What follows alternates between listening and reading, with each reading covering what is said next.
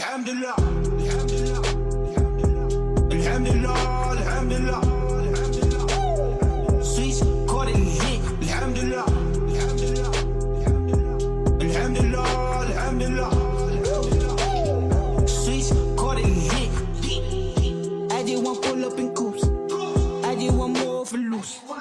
I just be dripping in cool. I just be tripping in news. Kick it with goons. I just be smoking the fumes. I just might fly to the moon. I just get high like balloons. I just be out making moves. I just be sipping that juice. I just be spending for loose. I just be dripping in juice. I just be wet like I'm pools. I just don't care about no rules. I'm just a far with a tool. I just be killing you news. All of my guns, yeah, they blue. For night, I'm getting a loop. Alhamdulillah, alhamdulillah, alhamdulillah. Sweets caught it lit. Alhamdulillah, alhamdulillah, alhamdulillah, alhamdulillah. Sweets caught it lit. Alhamdulillah, alhamdulillah.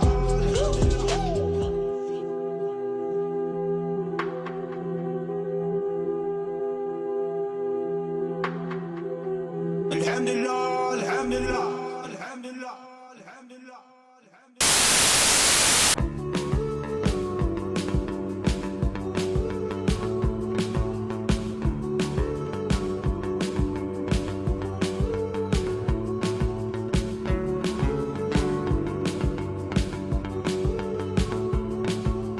All right, and your Class 11 Pro-Am Championship Series points champion and MP Triple Crown champion, Mr. Blake Wilkie.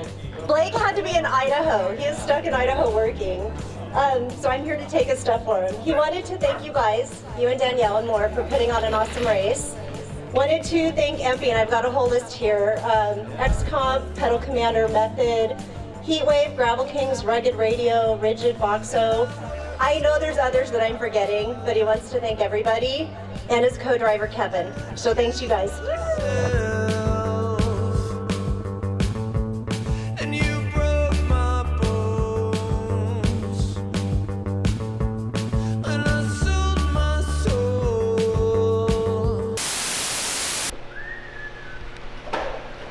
Oh, what's good, BP? What's up, dude? Camera's already rolling, just so you're aware. Oh, hey, how's it going? What you got going on right now? Modifying these uprights off of old Yucko. Yucko the Clown? Yucko the Clown.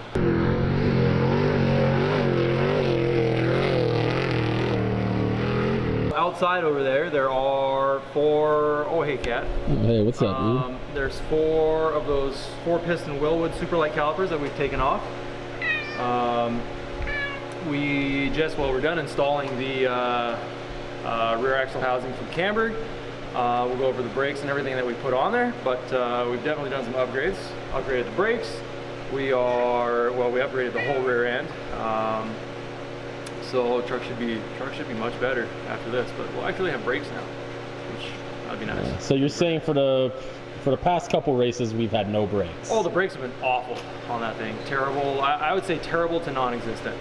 The first time we drove it out there in Barstow, we came down from the college hills, and we were doing about, it was like mid to high 90s, and yeah, I went for the brakes and there's no brakes, so it's a little scary when that happens. Luckily they came back, so it was all okay, but I like having brakes. I like it a lot. I see we got the spec truck right there for Vinny. Yeah, I'm still working on that thing. Got to get these things all finished up. We've been waiting on parts. This guy just scratched the shit out of me. And Super Tiger just wants to hang out, man. I know. He missed BP. He hasn't seen him. He hasn't seen him for like weeks. He saw me last week. How was your holidays, BP? How's Christmas? How's New Year's? It was awesome. You guys go eat Chinese food? I did eat Chinese food. Did you? Yeah, I did the whole Jewish thing. Man. That sounds fantastic. God, it hurts. Bro. Oh my God. Super Tiger going right for the titty. So on an average shop day, how late do you guys usually go? It's one of those things like, when we got work to do, we got work to do. So, I don't know. I mean, it's the weekend, so we've been dicking off. I took the kids to the Reptile Expo today. So I'm just trying to get these things done. We're waiting on a few parts. I'm actually waiting for the second pair of brake calipers to come in for this. We're waiting on brake pads. So once we get all that stuff, I can button the front end up, and then we're just waiting on the transmission. The transmission, I talked to Ty Leon, the guy that built the Ranger. He was amazed because he said the transmission is completely stock other than a upgraded forward drum, which is an absolute Christmas miracle that the thing didn't break a Laughlin. I was not driving it nice.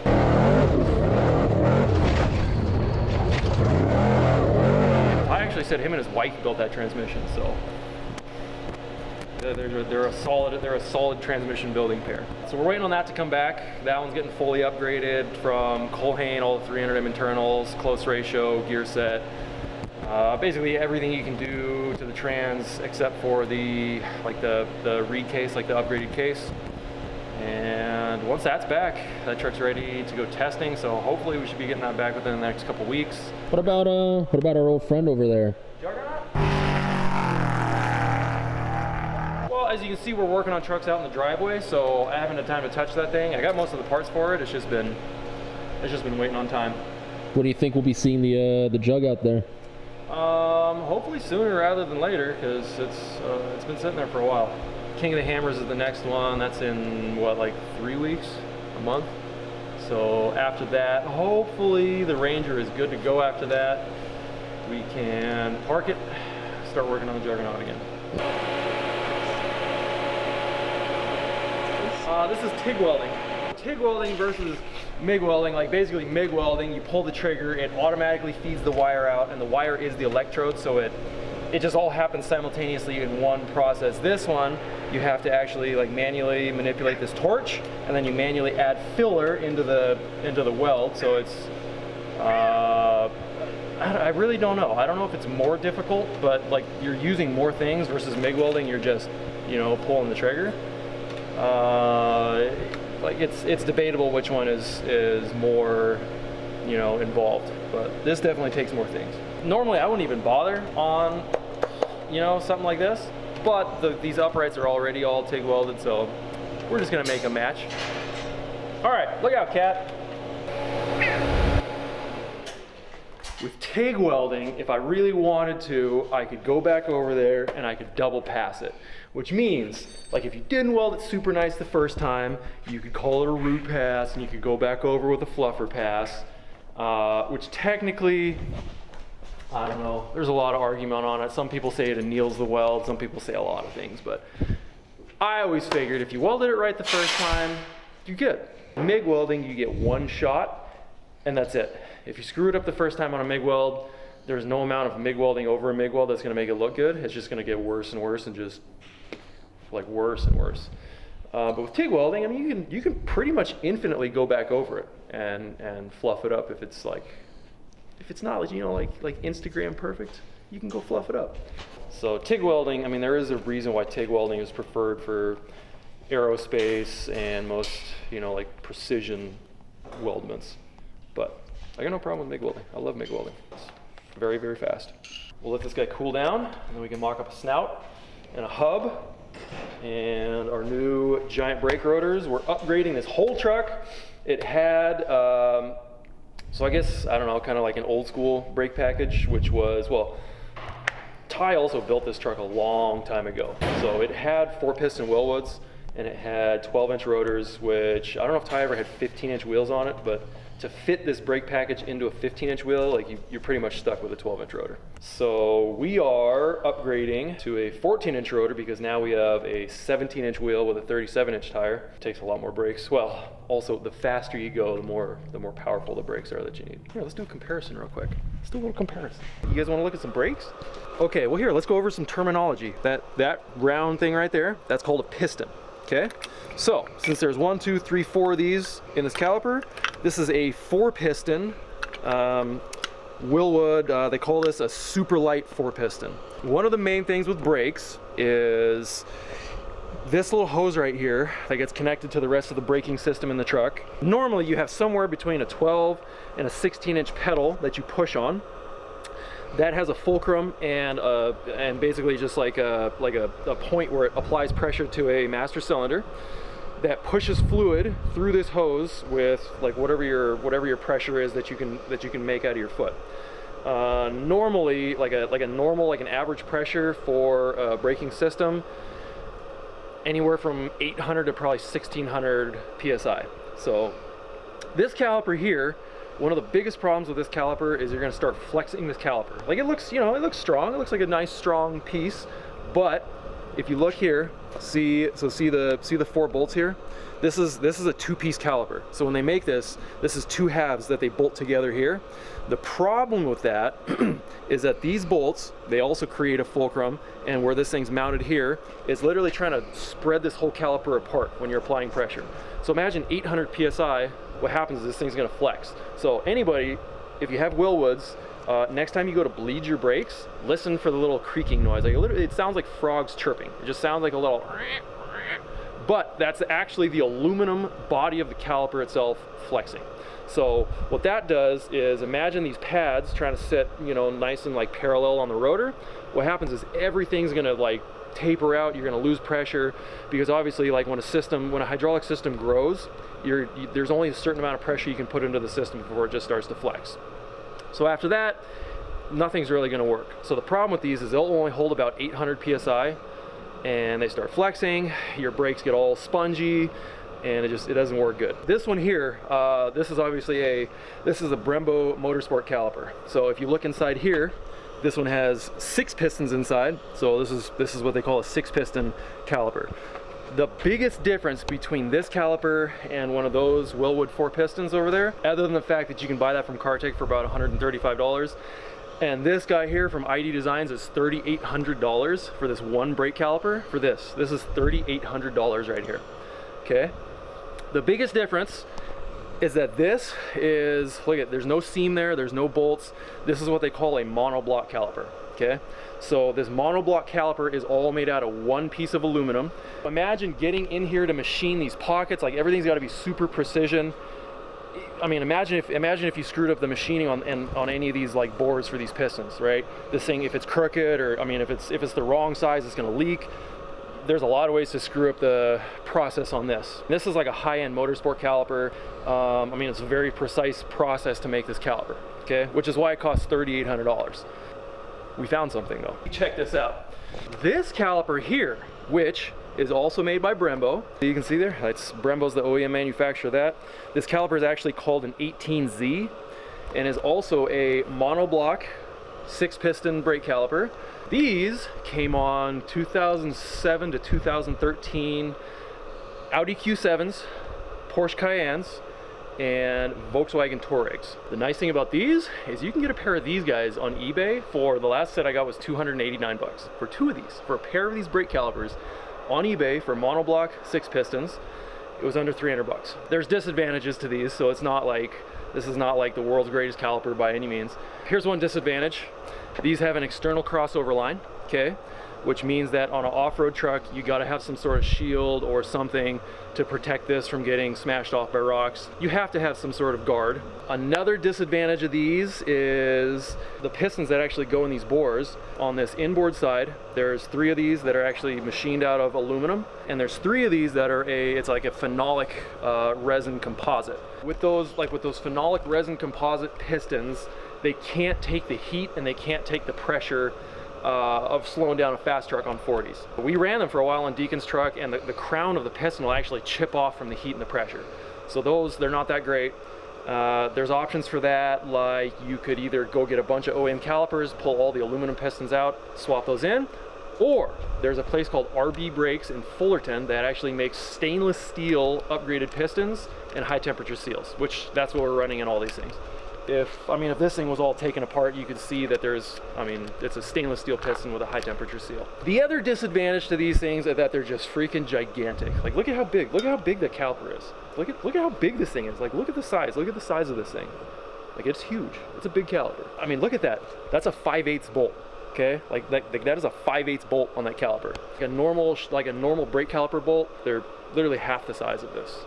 So, hence the modifications to the uprights. But in the long run, I think it's worth it. I think these are a really good budget option. If you don't want to spend $3,800 on a set of Motorsport Brembos, This, I think, is the next best thing for a monoblock Brembo. These are fairly cheap and they're plentiful.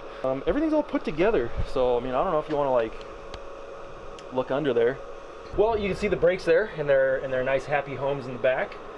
What calipers on there right now? Right now, that's the Brembo 18Z that we were talking about. So it's a very tight fit in the wheel. This right here, we after Laughlin, after welding the snouts back on this thing on Saturday night, and then grinding it back down to make the bearings fit, because they cracked off on Saturday, it was definitely time for an upgraded rear end housing.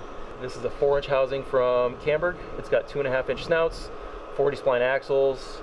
It's got the same Evan Weller third member in there, built by AJ. It's like a standard truck rear end for something on 37s. So we just got this thing all tabbed out, brake lines, welding all the link pockets on. At Laughlin, ask Darren. Like I was able to put a little bit of pressure on him on the first lap.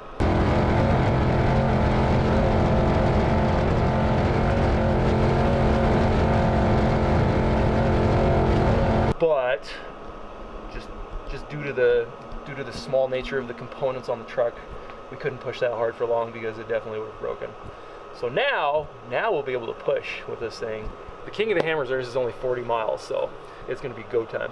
So if this thing holds together for 40 miles, which it should, we should be pretty good. Oh, look at these spare tires, BP. We lost the spare tires both days at Laughlin. Both days the spare tire rack fell off. You got video of that, right, BP? Yep. The problem was this whole rack was attached to the truck with four small tabs. It's a lot of weight and a lot of vibration, and they fell off. Saturday night when we welded it back on, we took one of the tore up snout nuts, and it was some pretty backyard stuff.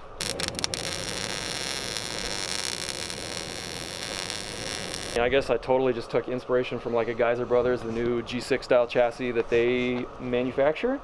And now old Yucko the Clown has G6 style Geyser spares. So now this thing's got dry brake, which is good because it only has a 32-gallon fuel cell, which is bad.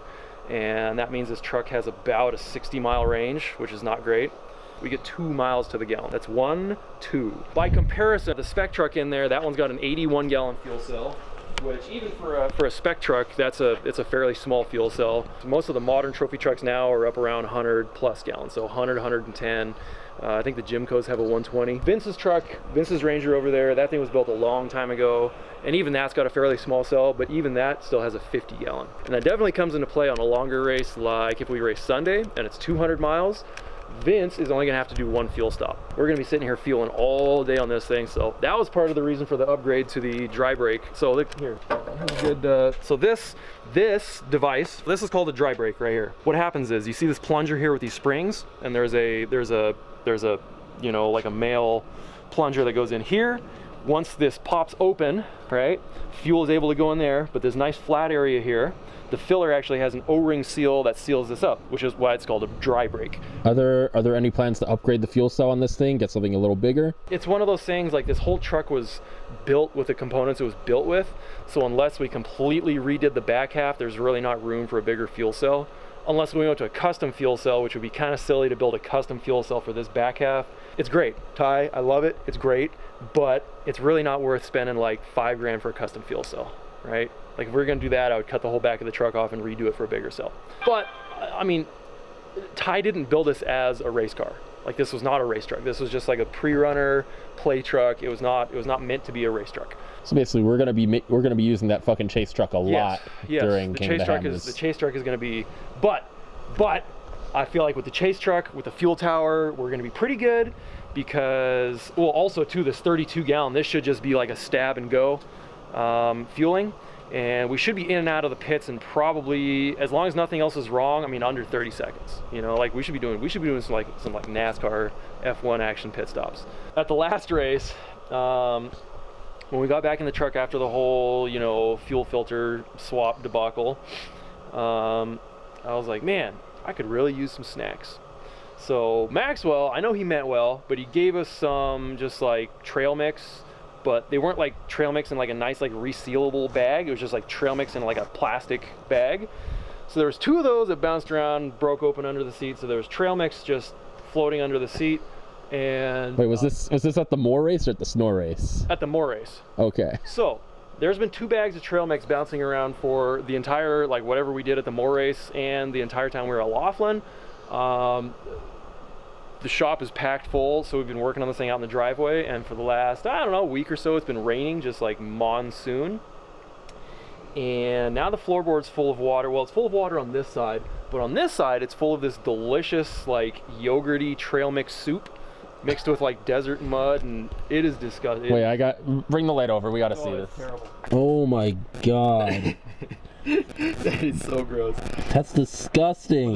That's like month-old trail mix that's been sitting down there, and it's been raining and just festering down there. It is so gross. I'll give Dean $2,000 to fucking eat it. Oh, imagine a spoonful of that. No, not a spoonful, the whole fucking thing. You gotta clean it all out and just mow it. It's $2,000 I'd be offering. Oh. I don't know, $2,000, it might be worth it. What if it's delicious? What if it's just like some fermented trail mix off the bottom of the floor? That's a pretty good rundown on our upgrades. I'm really happy with this truck. It's fun to drive. This truck is really, really fun to drive. Well, we're waiting on a transmission, and I got to finish up this front brake upgrade. But I'd say we're like 85% done on the prep on this truck. Our next event is going to be the King of the Hammers. They're doing the Terra Crew 100 on Saturday, which is 40 miles, and we're definitely going to do that one because a lot of trucks are coming out for that. That should be a good turnout and a good event. The day after that on Sunday, I don't know who decides these things, but they're throwing us in with the T2 race at King of the Hammers. So we'll be racing 1450 trucks with spec trophy trucks, class 1s, all those guys on Sunday. So that is definitely going to be a good time, and that's our next event on this thing. After that, yeah, we're going to get back to the Juggernaut, get that thing up and going, and yeah, we'll see what races we hit with that. Well, thanks for watching. Hope you guys, I always hope these things are informative as to, like the stuff that goes on and the preparations and just, like all the stuff we do to these trucks. But anyways, thanks for watching. See you guys at King of the Hammers. We'll see how that one goes. And, on to the next one.